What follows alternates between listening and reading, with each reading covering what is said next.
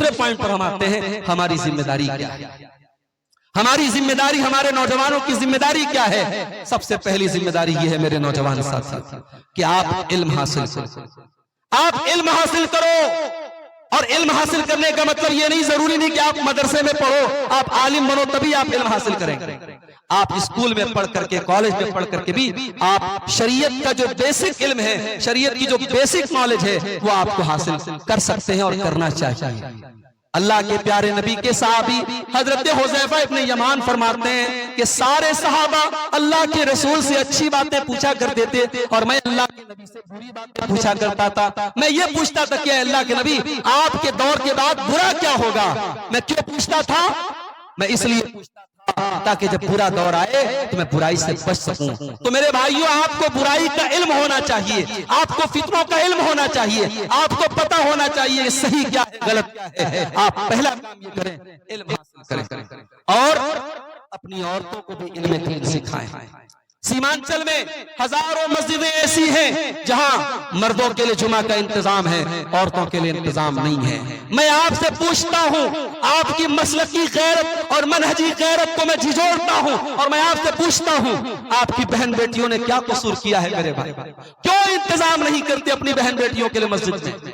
کیا آپ کی عورتوں کو دین سیکھنے کا حق نہیں ہے؟ سال میں یہ جو جلسہ ہوتا ہے، اس جلسے میں بہت کچھ ہوتا ہے، میں اس ٹاپک پر نہیں بولوں گا، لیکن آپ اگر جمعہ کی نماز میں اگر مسجد میں عورتوں کا انتظام کریں گے، سال میں 52 جمعہ کے خطبے ہوں گے، آپ کے گھر کی عورتیں جب جمعہ کا خطبہ سنیں گی، ہر ہفتہ وہ دین کی باتیں سنیں گی، آپ کے گھر میں دین آئے گا، آپ کی عورتیں دین سیکھیں گی، آپ کے گھر کا ماحول بدلے گا۔ میرے بھائیوں، خود بھی علم دین حاصل کرو اور اپنے گھر کی عورتوں کو بھی علم دین سکھاؤ۔ اللہ قرآن میں کہتا ہے وَاذْكُرْنَ مَا يُتْلَىٰ فِي بُيُوتِكُنَّ مِنْ آيَاتِ اللَّهِ وَالْحِكْمَةِ۔ اے نبی کے گھر کی عورتوں، تمہارے گھروں میں جو قرآن پڑھا جاتا ہے، جو حدیث پڑھی جاتی ہے، اس قرآن کو یاد کرو، اس حدیث کو یاد کرو۔ پتہ یہ چلا مسلمان کے گھر میں قرآن کا درس ہونا چاہیے، مسلمان کے گھر میں حدیث کا درس ہونا چاہیے۔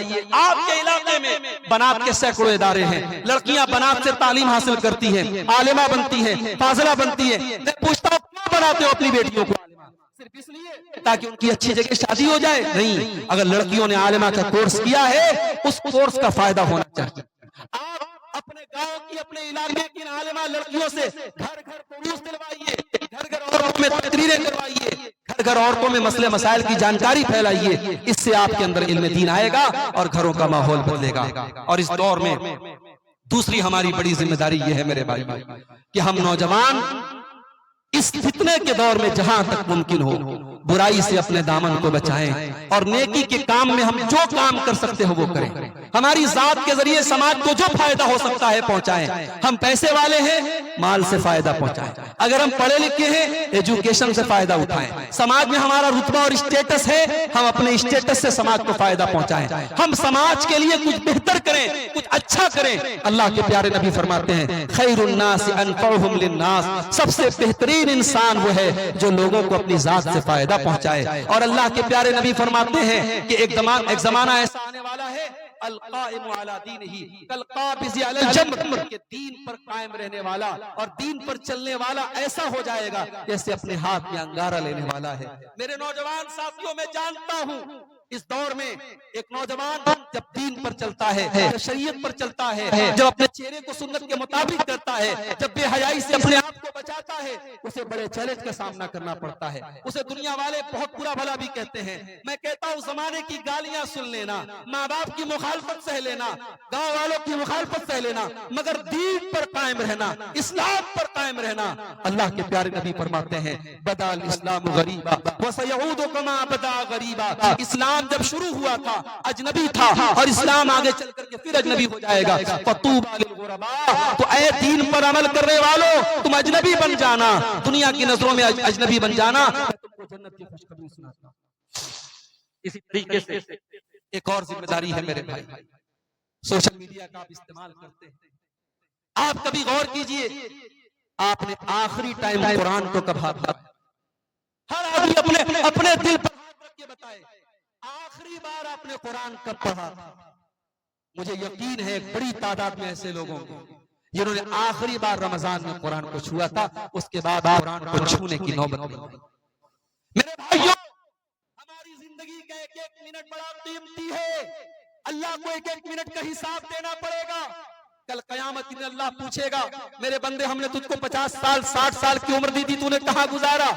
پتہ یہ چلے گا 60 سال میں ہم نے 30 سال موبائل پر اور سوشل میڈیا پر برباد کر دیا. میرے بھائیوں یہ فیس بک کی دنیا، یہ واٹس ایپ کی دنیا، یہ سوشل میڈیا کی دنیا، یہ جنت آپ کو نہیں دلائے گی، یہ آخرت میں کامیابی نہیں دلائے گی. آخرت میں آپ کے نیک اعمال آپ کو کامیابی دلائے گی. اللہ کے نبی فرماتے ہیں اغتنم خمسا قبل خمس، 5 چیزوں کی قدر کرو 5 چیزوں کے آنے سے پہلے. شبابک قبل حرمک، اپنی جوانی کی قدر کرو بڑھاپے کے آنے سے پہلے. وصحتک قبل سقمک، اپنی تندرستی کی قدر کرو بیمار ہونے کے پہلے. وغناک قبل فقرک، اپنی دولت کی قدر کرو غریب ہونے کے پہلے. وفراغک قبل شغلک، اپنے ٹائم کی قدر کرو بزی ہونے سے پہلے. وحیاتک قبل موتک، اور اپنی زندگی کی قدر کرو موت کے آنے سے پہلے. میرے بھائیوں جنازے اٹھتے ہیں، ضروری نہیں 70 سال والوں کے ہی جنازے اٹھتے، 60 سال والوں کے جنازے اٹھتے. ہم نے 20-20 سال کے نوجوانوں کے جنازے دیکھے ہیں. اور اب تو ابھی بنارس میں ایک ایسی بیماری چلی ہے، ہر گھر میں کوئی نہ کوئی بیمار ہے. لوگوں کو ایسا بخار ہے، لوگوں کے جوڑ جوڑ میں درد ہے، اور کئی لوگ اس بخار اور اس بیماری میں اللہ کو پیارے ہو گئے. بیماریاں پوچھ کے نہیں آتی، کورونا پوچھ کے نہیں آیا تھا. ہم نے کورونا کا مشکل دور بھی دیکھا ہے میرے بھائیوں. اس لیے میرے نوجوان ساتھیوں اپنی زندگی کے ایک منٹ کو اللہ کو راضی کرنے میں گزارو. اور ایک بہت بڑی ذمہ داری ہماری یہ بھی ہے کہ ہم علماء سے اپنا تعلق مضبوط کریں، علماء حق سے جڑیں. ابھی دنیا میں کوئی مسئلہ ہو رہا ہے، ہم سوشل میڈیا میں اور فیس بک پر پھیلی ہوئی خبر کی بنیاد پر کوئی سٹینڈ نہ لیں. ہم یہ دیکھیں ہمارے علماء کا سٹینڈ کیا ہے. ہمارے علماء ہم سے زیادہ حالات کو جانتے ہیں. علماء حق جو ہیں، جو قرآن و سنت پر چلنے والے علماء ہیں، ان کا سٹینڈ کیا ہے. جذبات کی آندھی میں مت بہنا میرے بھائیوں. کبھی کبھی ایسا ہوتا ہے کہ ہمیں نظر کچھ اور آتا ہے اور حقیقت میں کچھ اور ہوتا ہے. ہم کسی بھی معاملے میں اپنا سٹینڈ بنانے سے پہلے اپنے علماء کی رہنمائی حاصل کریں. اللہ کے پیارے نبی فرماتے ہیں قیامت تک ہر دور میں اللہ ایسے علماء کو پیدا کرے گا جو حق کو اور باطل کو الگ کرتے رہیں گے، باطل کو مٹاتے رہیں گے، حق کو پھیلاتے رہیں گے. آج بھی وہ علماء موجود ہیں اور قیامت کی صبح تک موجود رہیں گے. اپنے علماء کی عزت کرو، اپنے علماء کا احترام کرو، اپنے علماء سے اپنے تعلق کو جوڑو. اور میرے بھائیوں آخری چیز یہ کہنا ہے کہ یہ جو دور ہے نا، یہ فتنوں کا دور ہے، یہ قیامت کے پہلے کا دور ہے. اور اس دور میں اللہ کے نبی نے اپنے اور اپنے بال بچوں کی فکر کرنے کا حکم دیا ہے.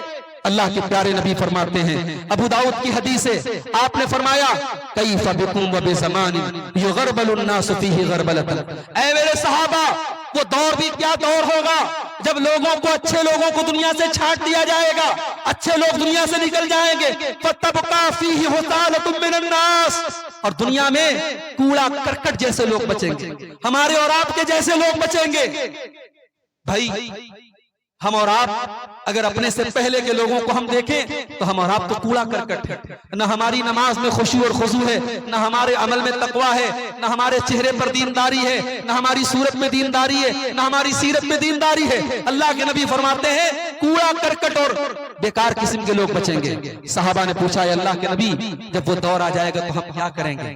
اب ذرا غور کرنا، اپنے نبی کی حدیث کو سن لو اور اس کو گرے باندھ لو اور اس کو مضبوطی سے پکڑ لو میرے بھائیوں. اللہ کے نبی فرماتے جب وہ دور آ جائے تأخذون ما تعرفون، جو چیزیں دین کے اندر اچھی ہیں جن کو تم جانتے ہو ان کو اپنا لینا اور پکڑ لینا. وَتَذَرُونَ مَا تُنْكِرُونَ، اور جو چیزیں شریعت کی نظر میں بری ہیں، خراب ہیں، ان کو چھوڑ دینا. وَتُقْبِلُونَ عَلَىٰ أَمْرِ خَاصَّتِكُمْ، اور اپنے پریوار، اپنے بال بچوں کی فکر کرنا. وَتَذَرُونَ أَمْرَ عَامَّتِكُمْ، اور عام لوگوں کے چکر میں مت پڑنا. دنیا کہاں جا رہی ہے اس کا ہم سے حساب بات میں ہوگا. پہلے ہمارے بچے کہاں جا رہے ہیں، ہماری بیوی کہاں جا رہی ہے، ہمارا پریوار کہاں جا رہا ہے، اس کا حساب پہلے ہوگا. تو میرے بھائیوں پہلے اپنے اور اپنے پریوار کی فکر کرو. اللہ کے پیارے نبی سب سے پہلے اپنے پریوار کو دین کی دعوت دی تھی. آپ کے اوپر سب سے پہلے ایمان لانے والی آپ کی بیوی حضرت خدیجہ تھی. تو پہلے اپنے پریوار کی فکر کرو اور دعا کرتے رہو اللہ سے.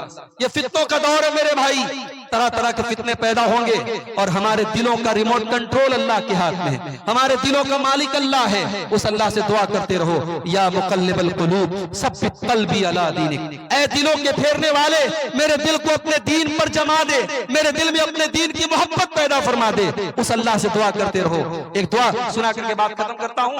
اللہ کے پیارے نبی فرماتے ہیں، اللہم انی اسألک فعل الخیرات وترک المنکرات وحب المساکین، اے اللہ میں تجھ سے سوال کرتا ہوں نیکی کے کام کرنے کا، برائی کے کام چھوڑنے کا، اور غریبوں سے محبت کرنے کا۔ وَإِذَا أَرَدْتَ بِعِبَادِكَ فِتْنَةً فَاقْبِضْنِي إِلَيْكَ غَيْرَ مَفْتُونٍ، اور اے اللہ جب تو اپنے پاس مجھے بلانا تو اس حال میں بلانا کہ میں کسی فتنے کا شکار نہ ہو جاؤں۔ فتنوں سے بچنے کی دعا کیا کرتے تھے اللہ کے نبی۔ میرے بھائی یہ میں نے دعا پڑھ دی ہے، اگر آپ کو دعا یاد نہ ہو آپ اپنی زبان میں اپنے الفاظ میں بھی اللہ سے دعا کر سکتے ہیں کہ اے اللہ مجھے اور میرے پریوار کو زمانے کے فتنوں سے بچا۔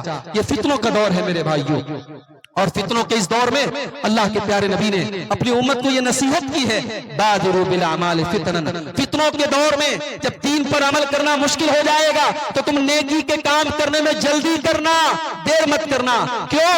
اس لیے کہ اتنا خطرناک دور آ جائے گا، صبح کو انسان مومن ہوگا اور شام ہوتے ہوتے کافر ہو جائے گا، شام کو مومن ہوگا اور صبح ہوتے ہوتے کافر ہو جائے گا۔ یبیع دینہ بعرض من الدنیا، دنیا کے چند ٹکوں کے بدلے انسان اپنے دین کا سودا کر لے گا۔ یہ نبی کا دور نہیں ہے میرے بھائی، یہ صحابہ کا دور نہیں ہے، یہ تقویٰ کا دور نہیں ہے، یہ فتنوں کا دور ہے، یہ قیامت کے پہلے کا دور ہے۔ اس دور میں اپنے ایمان کی جتنی فکر کر سکتے ہو کرو۔ اللہ سے دعا ہے رب العالمین ہمیں اور آپ کو، اپنے آپ کو اور اپنے بال بچوں کو فتنوں سے بچانے کی توفیق عطا فرمائے۔ اللہ ہمیں اپنے علماء سے جڑنے کی توفیق عطا فرمائے۔ اللہ ہمیں زمانے کی برائیوں اور فتنوں سے بچائے۔ رب العالمین ہمارے نوجوانوں کو اپنی ذمہ داری کو سمجھنے کی توفیق عطا فرمائے۔ آج کا یہ پروگرام جن بھائیوں نے منعقد کیا ہے، جن کی محنت اور کوششوں سے اور جن کے تعاون سے آج کا یہ پروگرام ہوا ہے، اللہ ان نوجوانوں کو جزائے خیر عطا فرمائے۔ جس عیدگاہ کے لیے آج کا یہ پروگرام ہوا ہے، اللہ تعالیٰ اس عیدگاہ کے کام کو جلد سے جلد ہم سب کو مکمل کرنے کی توفیق عطا فرمائے۔ ہمارے جن بھائیوں نے، جن ماں بہنوں نے عیدگاہ کے اس معاملے میں حصہ لیا ہے، چندہ دیا ہے، دان دیا ہے، اللہ ان کے چندے کو، ان کے دان کو قبول کرے، اور جنہوں نے ابھی تک حصہ نہیں لیا ہے میری ان سے گزارش ہے کہ یہ نیکی کا کام ہے، جب تک یہ عیدگاہ رہے گی اور ہر سال یہاں عید کی نماز اور عید الاضحیٰ کی نماز ہوتی رہے گی، آپ کو اس کا ثواب ملتا رہے گا۔ یہ ایک صدقہ جاریہ ہے میرے بھائیوں، اس نیکی کے کام میں آپ حصہ لیں، اللہ آپ کو زیادہ زیادہ اس کام میں حصہ لینے کی توفیق عطا فرمائے۔ آمین وآخر دعوانا الحمدللہ رب العالمین، والسلام علیکم ورحمۃ اللہ وبرکاتہ۔